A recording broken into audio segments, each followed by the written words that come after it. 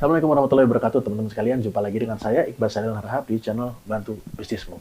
Dan di kesempatan kali ini kita akan membahas tentang pertanyaan dari salah seorang peserta kelas pendampingan saya tentang konsumennya dia. Nah, kenapa saya akan bahas di sini? Karena menurut saya jawaban dari pertanyaan ini relevan digunakan di bisnisnya teman-teman sekalian. Di semua bisnis itu bisa dipakai. Nah, oleh karena itu akan kita bahas setelah satu ini. Jangan kemana-mana, tonton video ini sampai selesai.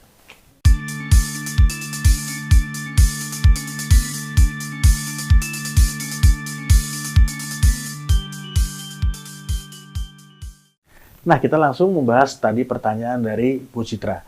Jadi namanya bertanya ini Bu Citra, dan Bu Citra ini adalah peserta kelas pendampingan kami, berasal dari Jember. Bisnisnya adalah salon dan rias pengantin.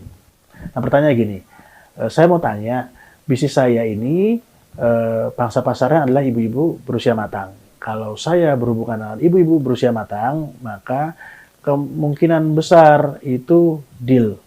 Tapi kalau saya berurusan dengan anak-anaknya, maka yang berusia jauh lebih muda ya, misalnya 20-an atau mungkin 15-an, itu peluang saya untuk berhasil itu lebih kecil.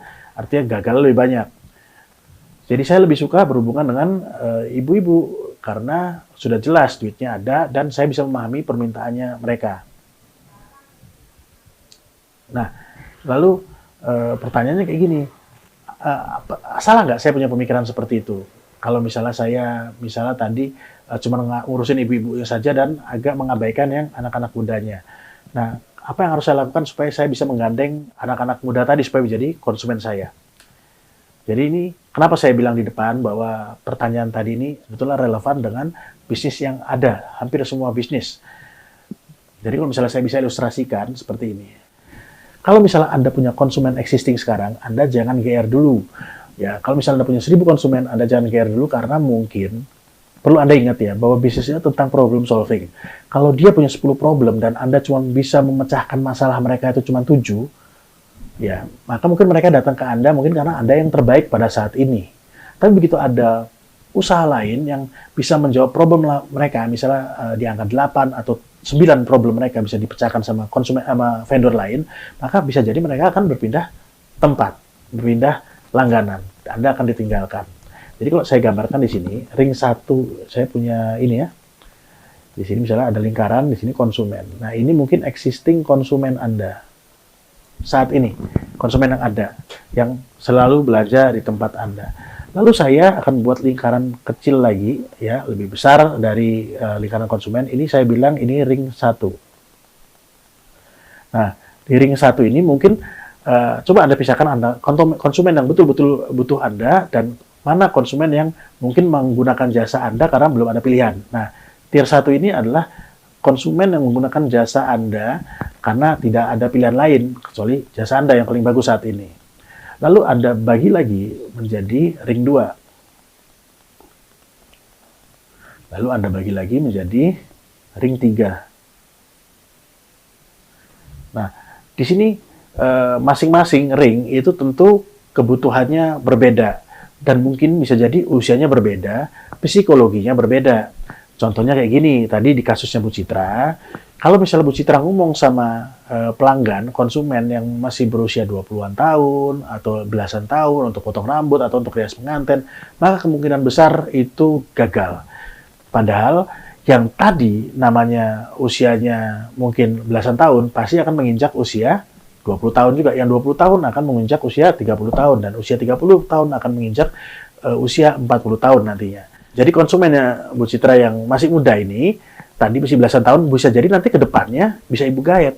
Nah, kalau misalnya Ibu tidak mengedukasi mulai sedini mungkin, bisa jadi nanti ke depannya mereka akan menggandeng vendor lain sebagai mitra mereka. Kalau misalnya mereka mau nikah, misalnya mereka mau potong rambut, dan Ibu akan kehilangan konsumen potensial jadinya. Jadi apa yang harus kita lakukan? Kita harus segera membuat ada beberapa lapis konsumen. Ya, ada beberapa lapis konsumen kita saat ini dan konsumen kita ke depan. Misalnya gini, saya ambil contoh kasus sekolah.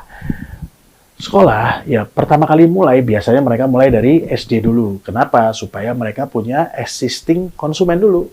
Jadi mereka sudah punya siswa yang mana nanti kalau misalnya siswa sudah mulai banyak, kelas 1 sampai kelas 6, ya untuk masuk SMP, tinggal mereka buat SMP. Jadi SMP yang baru dibuat ini mereka sudah punya konsumen dari SD-nya.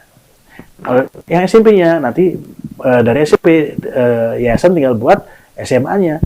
Jadi orang-orang yang sudah anak-anak yang sudah SMP mau SMA nggak usah cari di luar dari sekolah itu aja, langsung pindah ke SMA-nya. Jadi yang SMA-nya sendiri dia sudah punya existing market mulai dari SD. Jadi di tier-tier ini, di ring-ring ini juga sama teman-teman sekalian ya. Kita misalnya kita tadi salon ya, saat ini misalnya kita anggaplah ini usia 40 tahun. Terus ini mungkin usia 30, di sini usia 20 dan ini usia belasan. Ya. Jadi kita harus membaca perilaku mereka, psikologi mereka. Yang 30 tahun itu biasanya bikin kelihatan apa.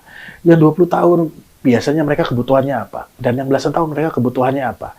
Nah, mulai diedukasi dengan cara yang berbeda tentunya sesuai dengan kebutuhannya dan psikologi mereka. Jadi mulai diedukasi mulai dari sekarang. Karena mungkin yang belasan tahun nanti kalau misalnya mereka mau masuk ke usia 20 tahun, mereka nggak pindah salon, mereka nggak pindah potong rambut, mereka tetap potong di tempatnya Anda karena Anda bisa memfasilitasi kemauannya mereka.